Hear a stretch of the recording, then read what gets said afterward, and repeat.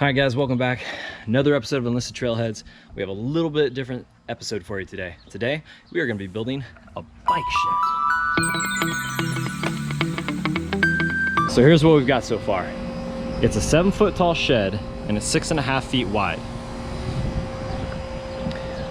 The reason why it's 6.5 feet wide is because my wife does not want it to come out past this point. And the reason why it's not 8 feet tall to match the plywood boards that we have is because I don't want my HOA to see it. The rest of the project is going to be having 4.5 foot sides coming out that slope down to allow for rain runoff on each side.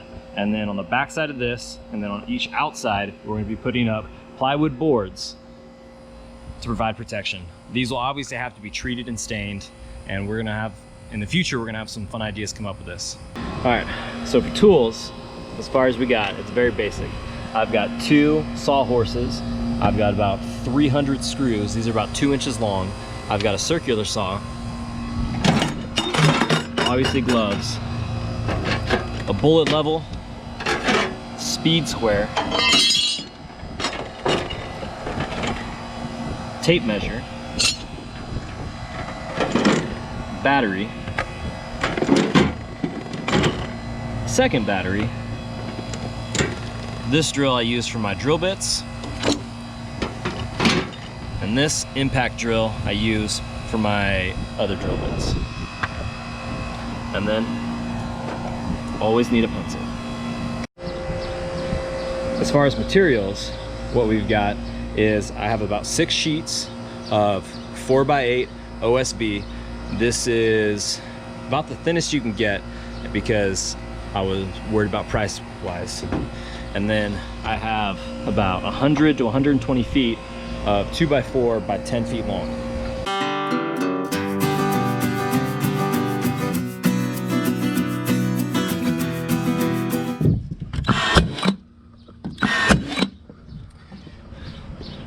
Who says battery-powered nail guns aren't fun?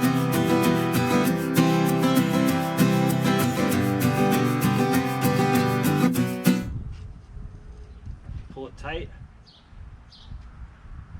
You can grab it with your gloves.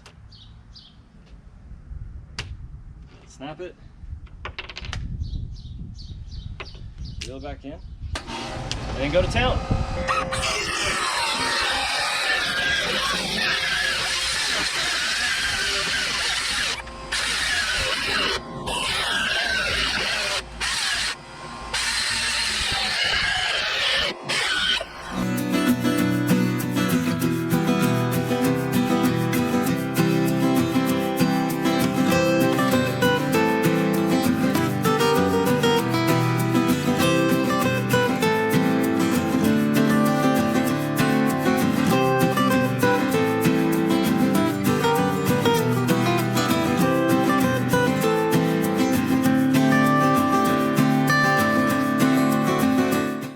Alright, so I'm in a little bit of a dilemma. Now normally, what I would probably do is I would build all the walls separately and then I would piece it together where it is, and that would make assembly a little bit easier. So, there's 2 options. Well, there's probably more than 2 options. The 2 options that I'm thinking of is either I go buy some hardware to put right here to provide that brace, or we bust out my not so commonly used Kreg jig.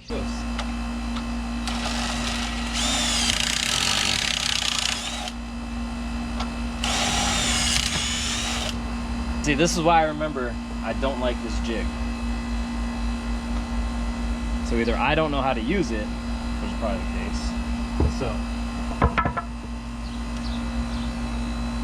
So better, but I don't know. We'll see how it mates up.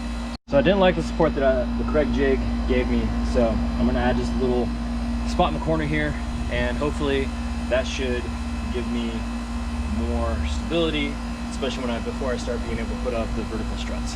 All right, so here's where we stand with the project, is that we've got our vertical beam up.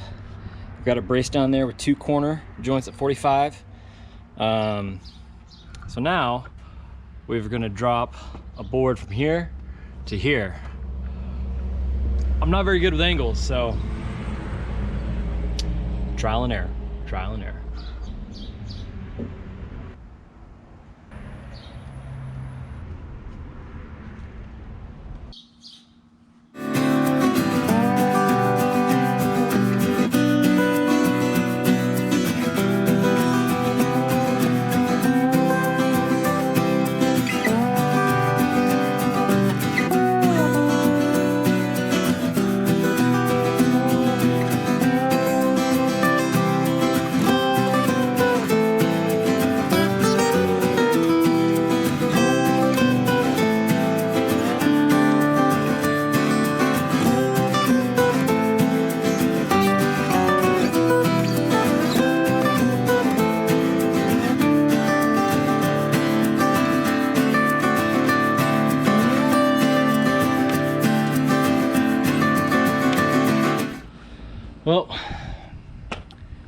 as you can see, it's coming together quite nicely, I think.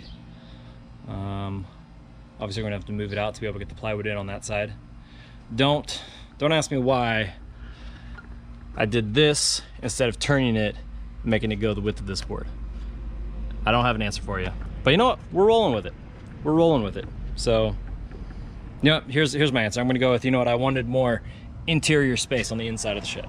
That's what I'm gonna go with. But unfortunately, I have severely underestimated the amount of 2x4s that I would need. I'm probably 20 to 30 feet short. So, guess we'll pick this up tomorrow.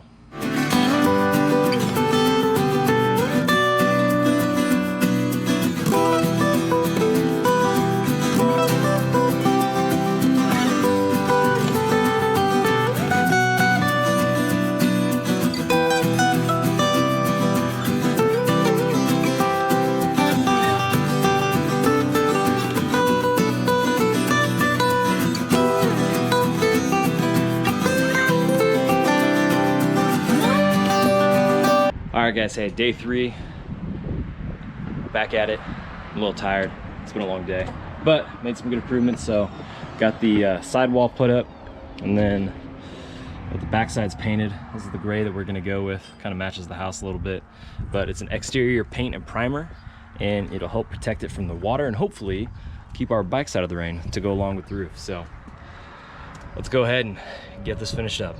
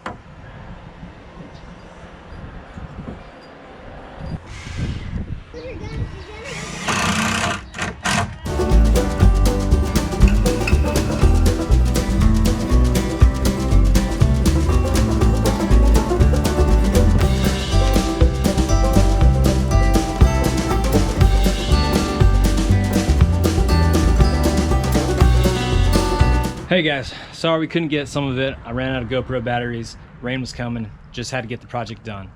But got it done, got the bikes in there, even had some spare room for my lumber, for my plywood, for other things. But I don't know, let me know what you guys think. I think it turned out really well. I mean, I've got 5 bikes in here, could probably fit another one if I needed to by moving some hooks over, but I think everybody will be able to get to their bikes. I'm able to get to my bike and it's the most closed in. It's still a very minimal impact to the back space. You could really use a shed like this for anything. So thanks for building with me, guys, and don't be afraid to check out one of my other videos if you want to see some mountain biking, some trails, that kind of thing. All right, we'll talk to you later. Keep on cranking, guys.